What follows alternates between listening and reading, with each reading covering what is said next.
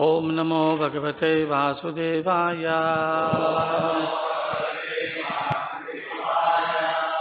ओम नमो भगवते वासुदेवाय। ओम नमो भगवते वासुदेवाय।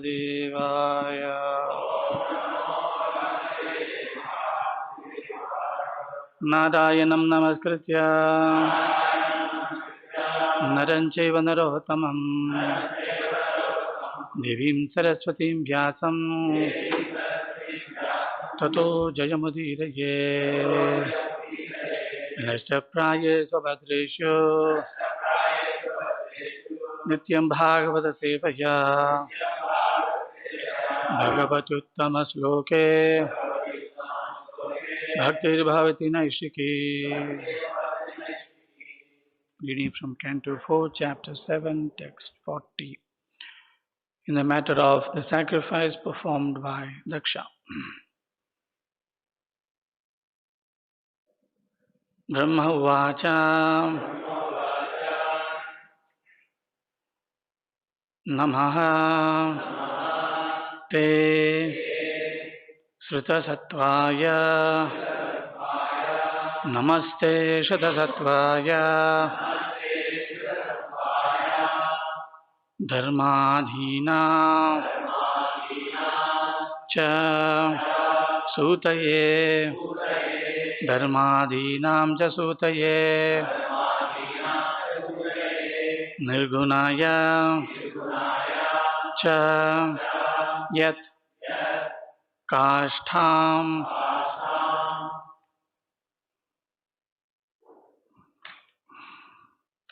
Nirgunaya Cha Yat Kashtham Na Aham Veda Apare Api Cha Naham Veda Pare Picha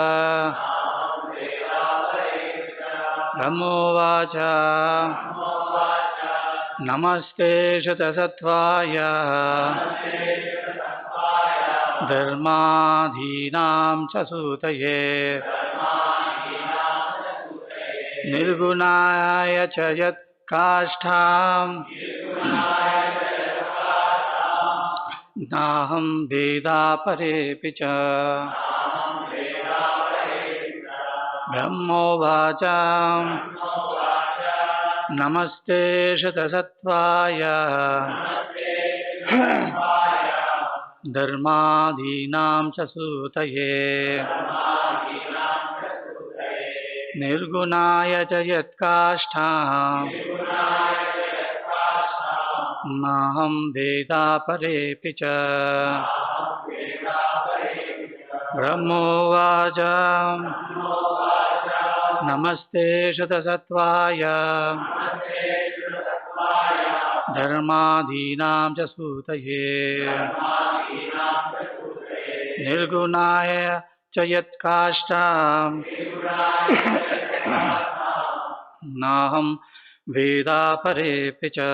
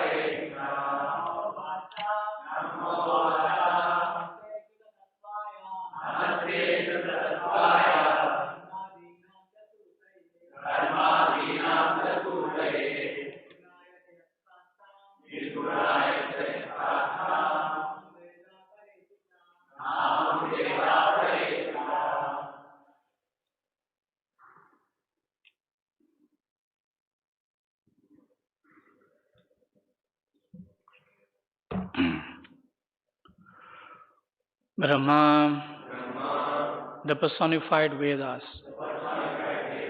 Uvacha, said, Namaha, respectful obeisances, Te, unto you, Shritasatvaya, the shelter of the quality of goodness,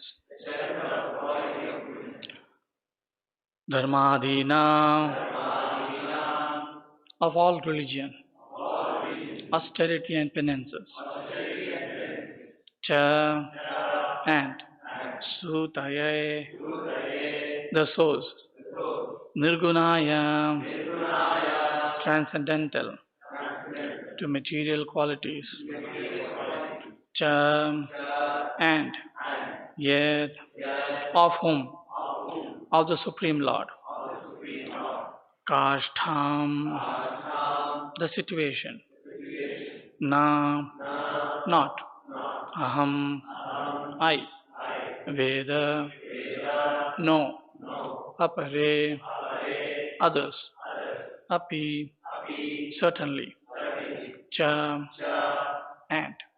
Translation and purport by His Divine Grace Abhayacharya Arvinda Bhaktivedanta Swami Srila Prabhupada. Translation. The personified Vedas said, we offer our respectful obeisances unto you, the Lord, the shelter of the quality of goodness, and therefore the source of all religion, austerity, and penances. For you are transcendental to all material qualities, and no one knows you or your actual situation.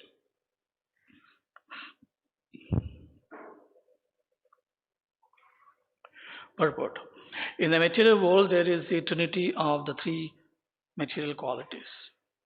Lord Vishnu has accepted the superintendence of the quality of goodness, which is the source of religion, knowledge, austerity, renunciation, opulence, etc. Because of this, actual peace, prosperity, knowledge, and religion can be attained when the living entities are under the control of the quality of goodness in the material world.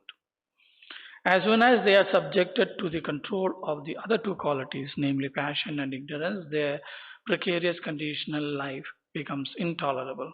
But Lord Vishnu, in his original position, is always Nirguna, which means transcendental to these material qualities. Guna means quality and Nir means negation. This does not indicate, however, that he has no qualities.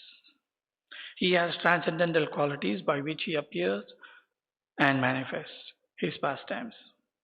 The positive and transcendental qualitative manifestation is unknown to the students of the Vedas as well as to the great stalwart demigods like Brahma and Shiva.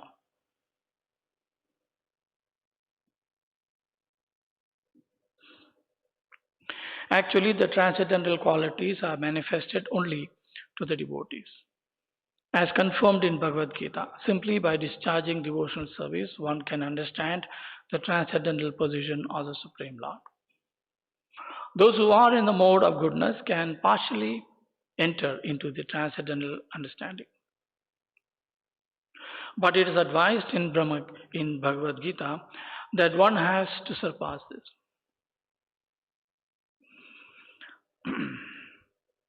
The Vedic principles are based on three qualities of the material modes.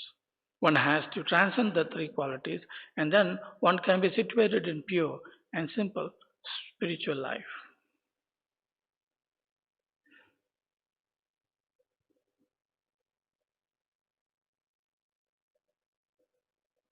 Translation with repetition.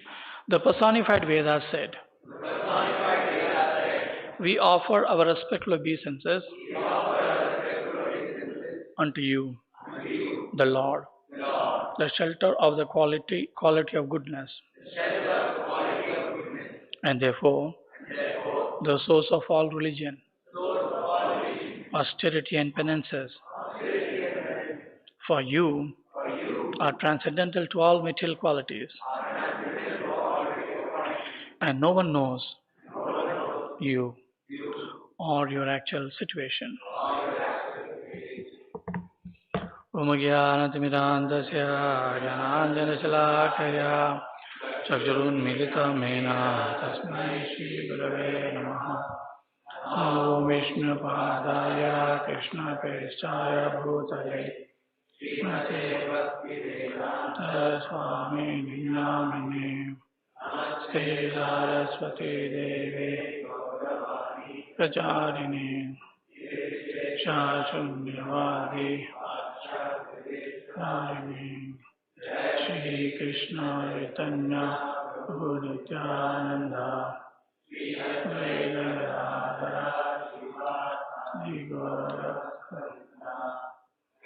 Krishna Hare Krishna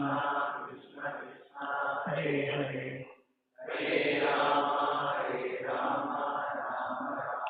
Hare Hare.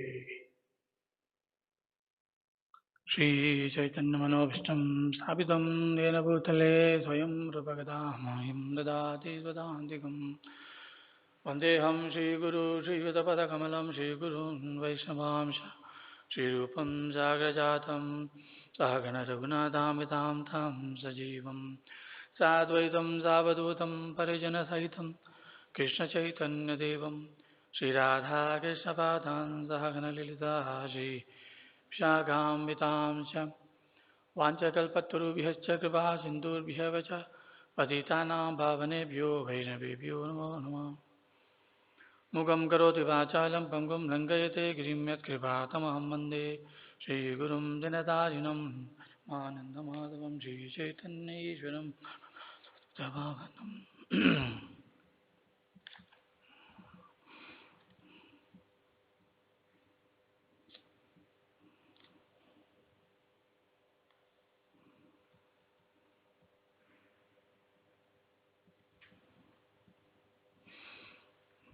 So the Lord has appeared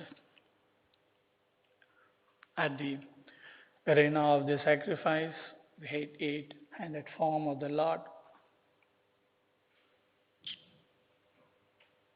signifying that He is here to control order. He is here to put everything to order because everything went into a mess. With Brahma, with Shiva getting angry and everything going for a toss in the arena, killing each other. All devotees, all Vedic people, demigods. So if demigods can fight, then ordinary people, what is this? So this all shows the power of the three modes of material nature. And this is exactly here the glorification is. The Vedas are glorifying, the Yogeshwaras are glorifying how the Lord is beyond the three modes of material nature. And He controls His world with these three material modes of nature. Why there is three material modes? Why there cannot be just one goodness? The living entities are supposed to be in the spiritual world and now they are in the material world. So if the Lord creates only mode of goodness, then everybody can go back to God. It's easy. That is not the case.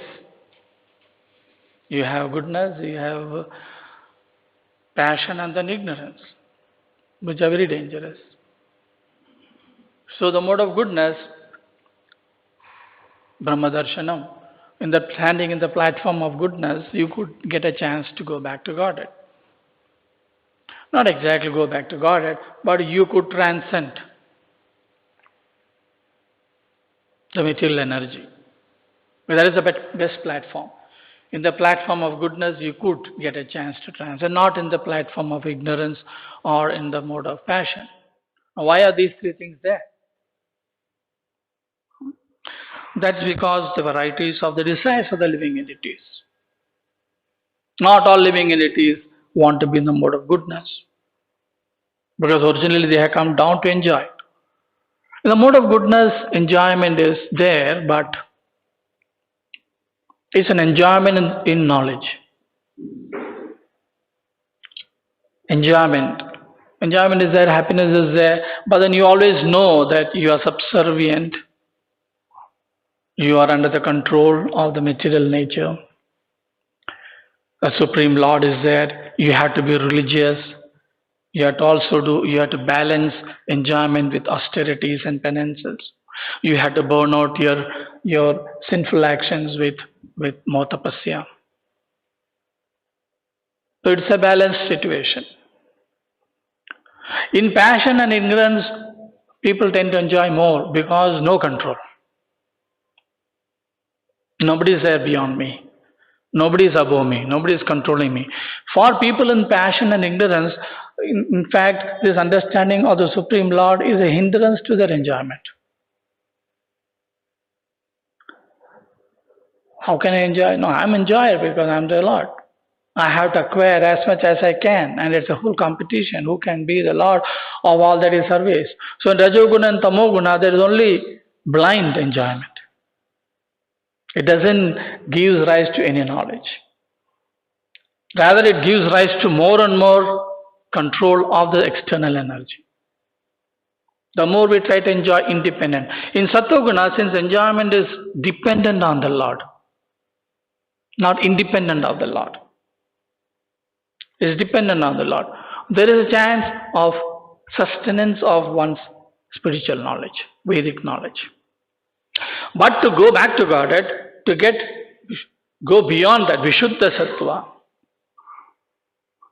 to go back to the original situation of the soul, then you have to cross goodness also.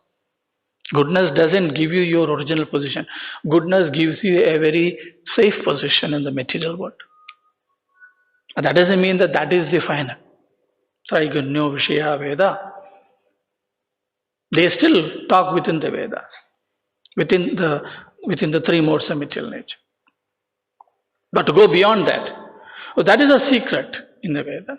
So the Lord has sent the living entities of the material world and given them the Vedas and the three modes of material nature. You to choose which one you want.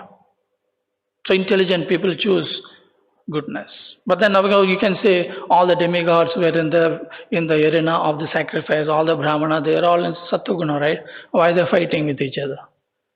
That itself shows that Sattva-guna is not enough. But it also shows that in Sattva-guna you could have Brahma Darshanam, you could see the Lord. Qualified people in the arena could see the Lord coming out of the yajna. It is a possibility. But that is not the end in itself. That is why the processes of Vedas are not good enough, because they are all naimatika. They are not nitya. But the soul is nitya. The activities of the soul is nitya. Nitya Krishna Das. That is a permanent position of the soul. In the material world, other duties are naimatika, are all circumstantial. Today I am a Brahmana, I do my Brahmana duty. Today I am a Kshatriya, I do my Kshatriya duty.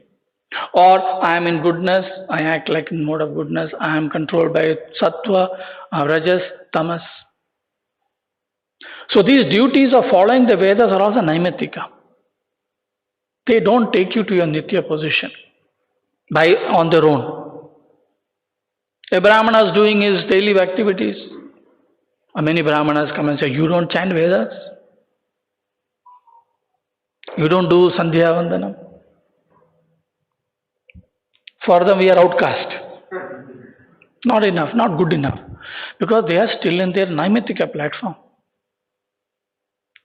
Doing the Trisandhya, doing your demigod worship, Panchopasana, etc.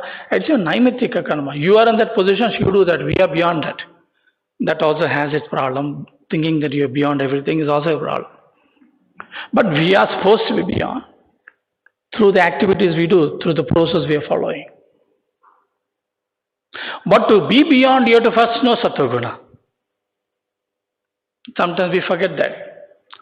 In the too much of preaching of transcendentalism, we sometimes forget that to be transcendental, Sattva-guna is important. Hence, Prabhupada said the most important activity in this organization should be cultivating Brahmanism, Brahmanical cultivation.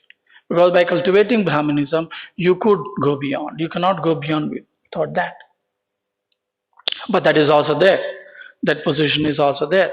Very clearly, Krishna explains in 7th chapter. 7th chapter very clearly is named Knowledge of the Absolute. Very clearly. Anybody who is an inquisitive knower of spiritualism can get his complete knowledge from just one chapter, 7th chapter. exactly explains everything. Right? So how the Lord is beyond, right? Trabir gunamayir bhave ebhi sarvam idam jagat mohitam nabi janati mamebhi paramavyayam. Mohitam nabi janati. By the modes of three gunas, they don't understand. If at all they understand, they think that I am also part of the three modes of material nature. And those people who understand I am not part of the three modes of material nature, Janma Karma Chame Divyam, they can go beyond. Hence Arjuna don't get stuck in the Vedas. So the activities that we're doing is for getting connected, and that is yoga.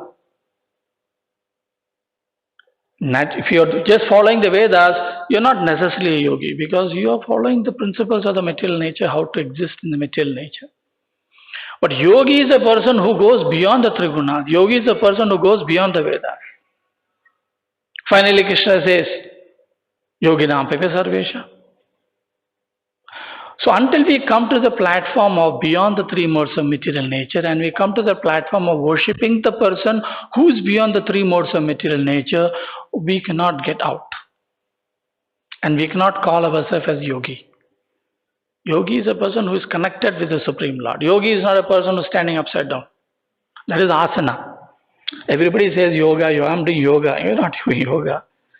You're doing exercise. You're standing upside down, left, right, center. You're doing asana, not yoga. Yoga means connect. The entire eightfold path of yoga, that is called, after that you become a yogi.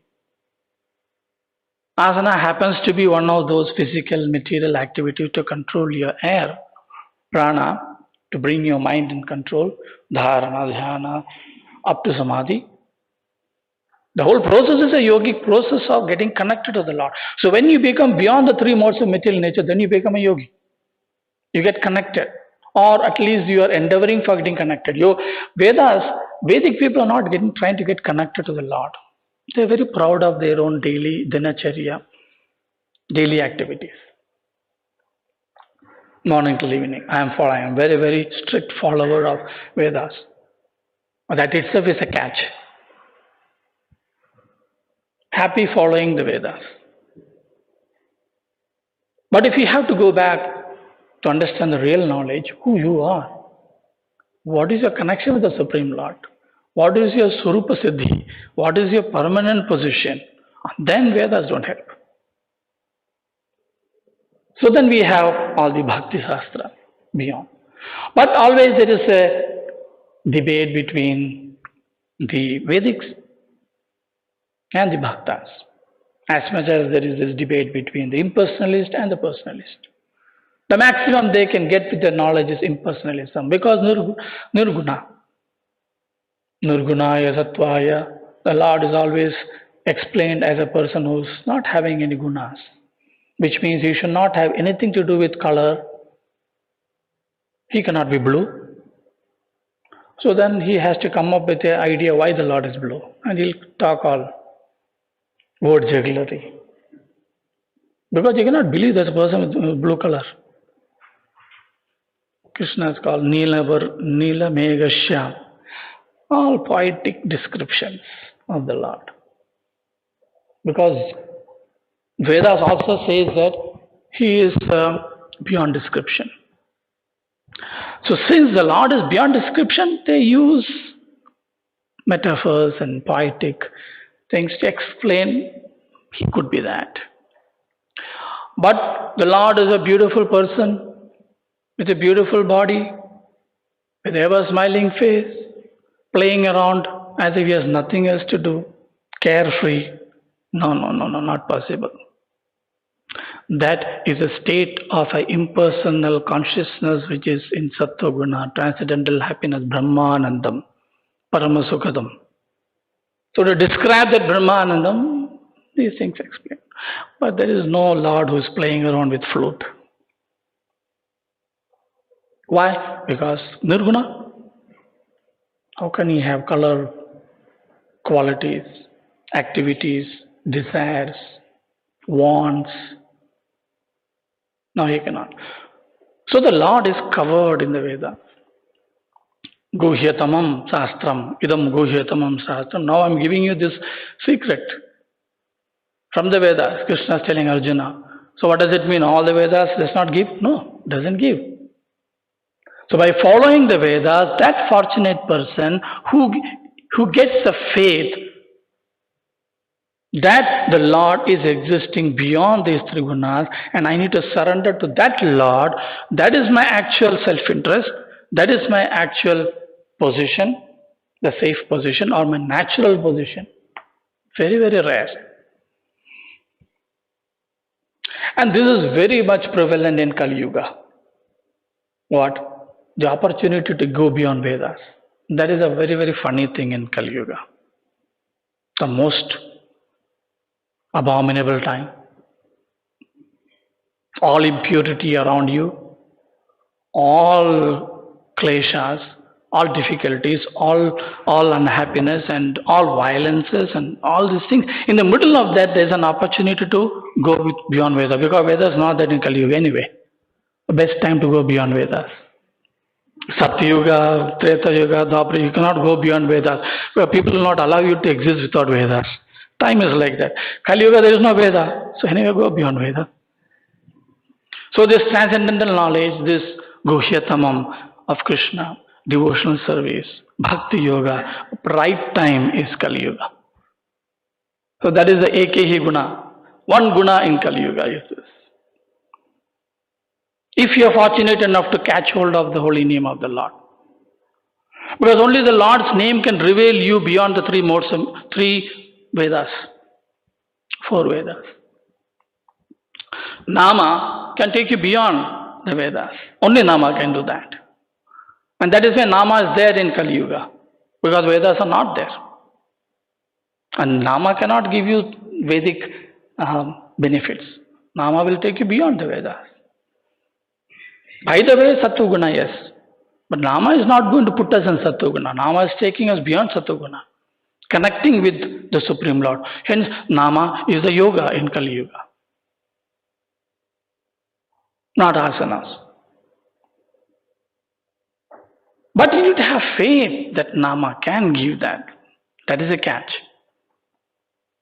A more and more intelligent, and the same chapter, 7th chapter, so Krishna says there are 4 kinds of people who come to me. Jnani, Jiknyasu. It will start with that. But even if it starts with a desire to be free from all sorrow, a desire to get wealth, it has to end in getting ruchi for Nama, faith in Nama, forget ruchi, faith in Nama, beginning of that. When there is faith in Nama, then such a person is guaranteed liberation. It's a question of time. Because even if you get Nama, then there is chanting in offenses, and then there is shadow chanting, and then you have to go to the pure chanting, which takes you beyond the 3 modes of material nature, which takes you beyond the Vedas. So such people don't have to be Vedic. So the question that, oh, you people don't follow Vedas, you don't follow this, you don't follow that. Like Madhavendra Puri said, I have no time, sir. I don't mind doing it. I have no time. But I'm busy. Just like a person who has a paramour is too busy while doing perfectly the household work. Now the problem with us is that we will say that we are busy with Krishna and don't do the household work properly. We think we are beyond. Then I get caught by the Maya immediately. But if we follow the Vedic Sattvic principles, religion, austerity, penances. Krishna himself tells, Bhagavatam, that religion, following religiosity gives rise to Sattva-guna. Hence, I like people to follow religion.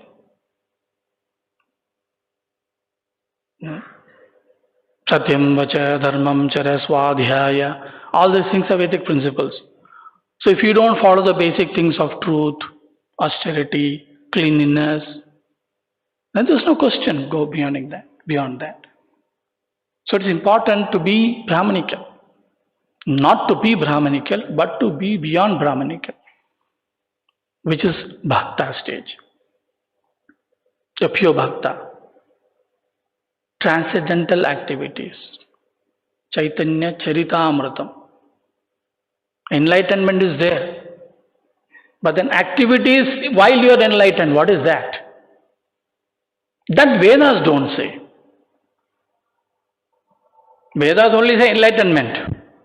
What is activities in enlightenment? Vedas don't know. Vedas know that enlightenment, everything is beyond matter, nirguna, nirvishesha, totally blissful in Brahma.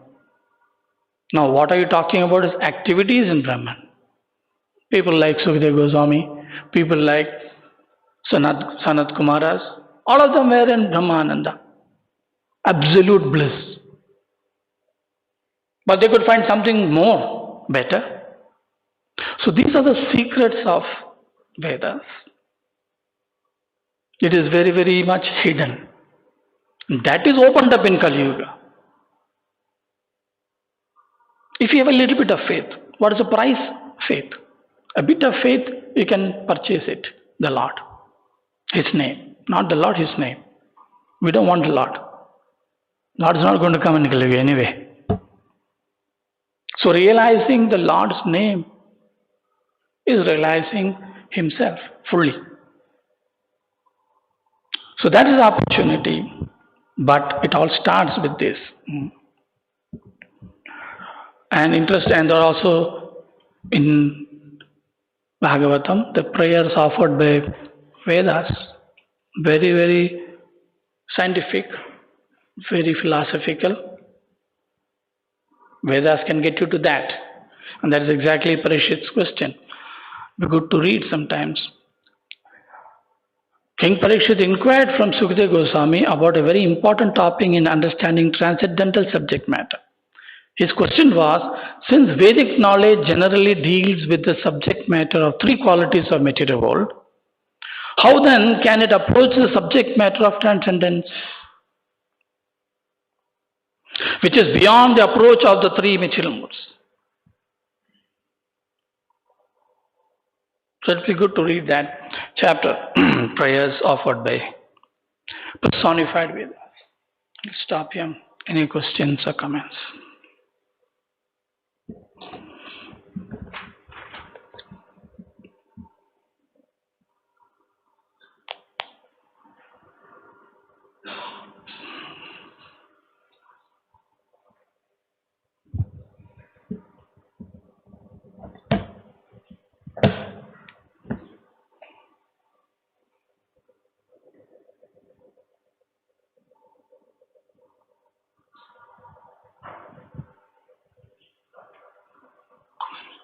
Everybody is transcendently full.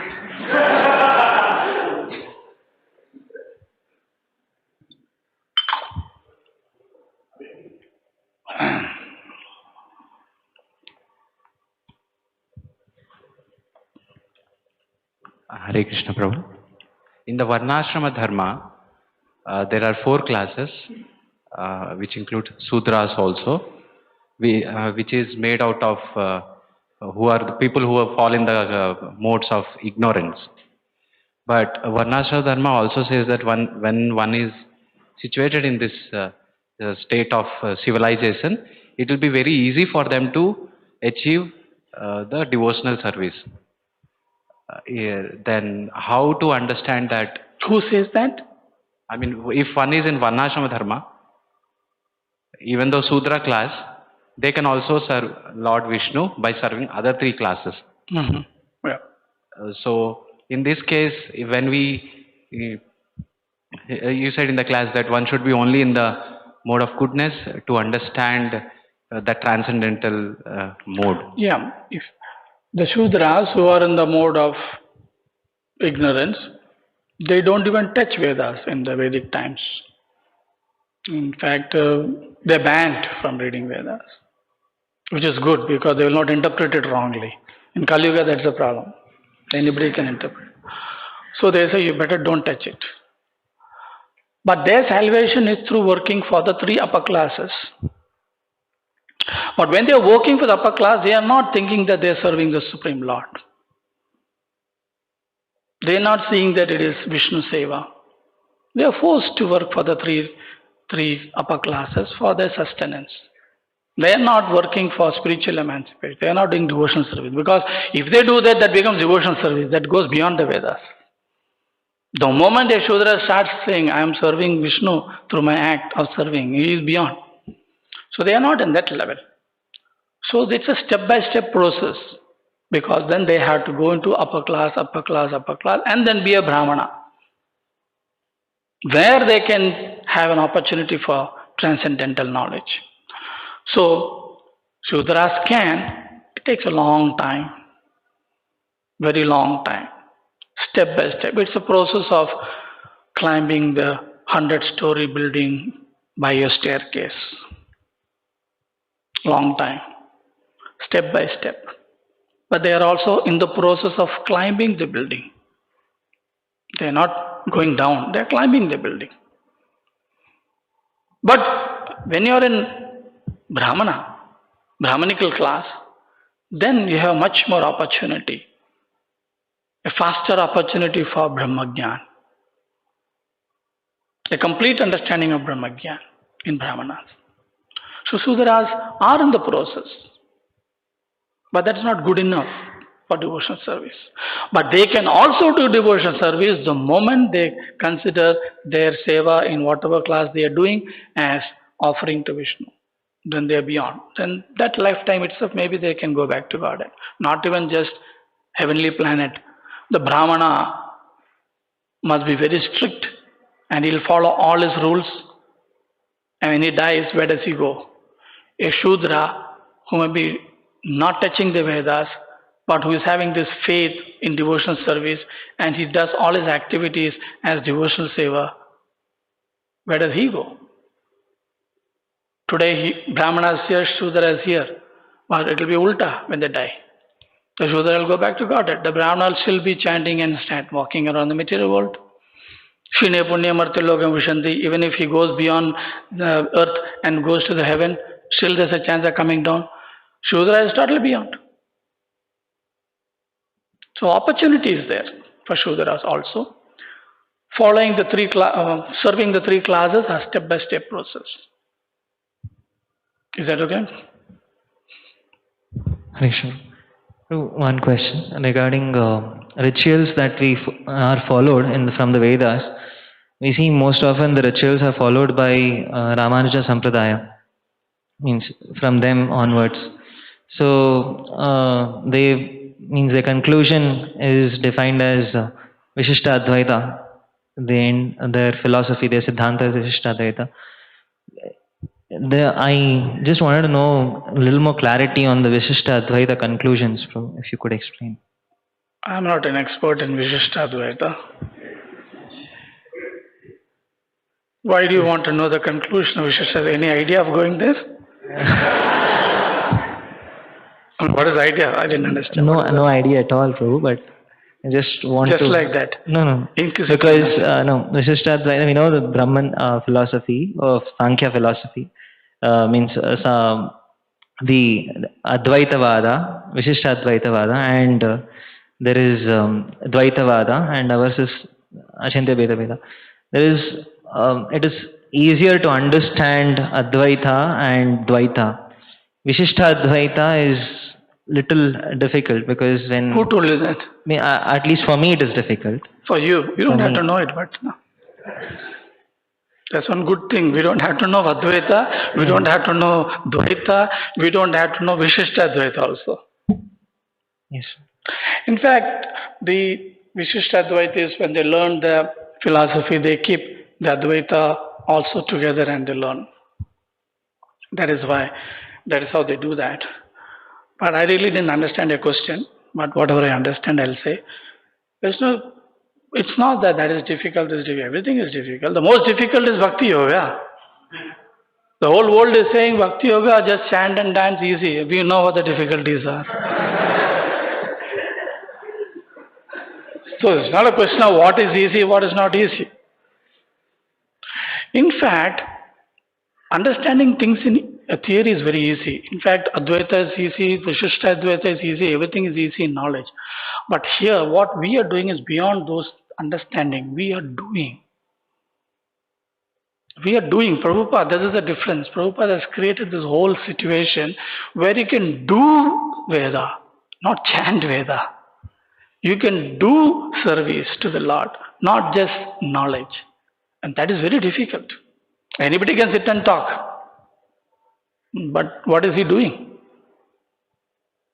So this is a process which helps you to think of the Lord and serve the Lord every minute, which is not easy, it's very difficult. Ventilation should be there. So Prabhupada has created a situation, a platform where you could perform. You could perform the conclusion of Veda.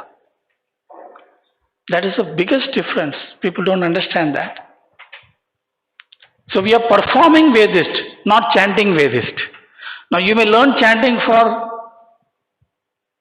achieving our purpose, but that's not the idea. So there is no question of hierarchy which is difficult. Krishna says Advaita is difficult. Kleshodhikarastesham. He is saying that is Klesha. Understanding Advaita is more difficult. Vishishta Advaita would be much easier. And Achintya Veda Tattva is difficult to understand and to do also. Because how do I can understand monism? I can understand personalism. Now you are saying both together. How do you understand? So I would say that Achintya Veda Tattva is very difficult because it was created by the most biggest Pandit of this world, Nimaya Pandit. So he is a Pandit who will tell you to talk something and you will defeat that, and he will defeat what he defeated also, and that also he will defeat. To show that no use of tarka, to show that there is no use of knowledge. Performing knowledge, that is what we are doing. Performing knowledge, morning till evening perform. That is why we find it difficult. It is very difficult to perform Vedas, Vedic conclusions. Absolutely freeing ourselves from the three modes. Go to the core of your false ego and uproot it. No way, very difficult. Rejecting your mind on a daily basis. Put into total submission of surrender. But that surrender, absolute surrender of a bhakti yogi, gives him the absolute freedom. Because the constitutional position of the living entities are absolute surrender. So we are practicing yogis, or let's say we are practicing Vedantists. We may not know the Vedic conclusion. We don't have to learn Advaita, Vishishta Advaita. Just by knowing Achintya Veda Tattva, we will know what is oneness and what is difference. So you read the teachings of Chaitanya, not very easy to understand. And we don't stop at understanding. For a Sri Vaishnava it's not that Sri Vaishnava, even the Madhvas, they also have a lot of rituals. They are Tarkavadis. Their understanding is very difficult to understand. So you don't go by the hierarchy of what is to be easy, what is not easy. We don't need to understand them because Achintya Bheda Tattva has both. Super monist we are. That is in Nimbarka, they call Suddha Advaita. Pure Advaita we are, devotees. They call the Lord, I am your same. Come and play with me. You are not higher than me. I am not lower than you. We go beyond that also. We sit on the head of the Lord also. So what are we? Advaita, Dvaita, beyond Vedanta. Absolute surrender makes the Lord absolutely surrender. Now which Siddhanta tells you this? So it's not necessary to know all those details. We are performing Bhakti Yoga, which is the highest. If you want to know how it is highest, yeah, you can little touch here and there of these sampradayas, but they're not necessary. Bhaktivedanta has written a book, right? All 4 sampradayas. No, Bhaktivedanta. The 4 sampradayas or something. You could take that, read, you understand. That much understanding is enough. You don't have to get into that. Then your performance will also change. You can sit here and understand, but don't change your performance of Nama Japa. We'll stop here. Srimad-Bhagavatam, Srila Prabhupada.